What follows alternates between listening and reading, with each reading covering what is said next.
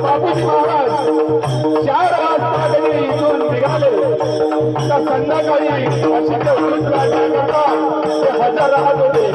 म्हणजे आज या दिंडी सोहळ्यामध्ये असं दिसून येत आहे की श्रीसंत बापूजी महाराज आज आपल्याला सोबत घेऊन जात आहे आणि सोबत पण आणणार आहे आणि सर्व चिंतन आहे. तसे वारीमध्ये चालत असताना जीवितवाणी जबाबदारी त्याच्यावर आहे.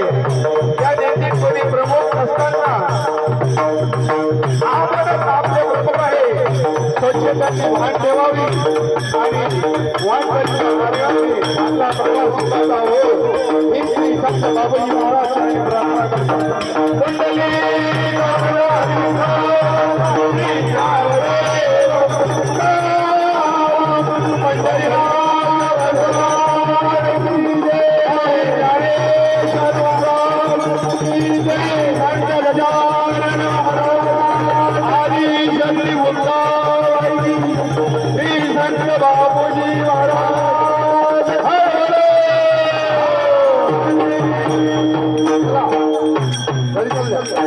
ज्या भाविकांचे पालखीचे दर्शन घ्यायचे नाही असतील त्यांनी घेऊन या.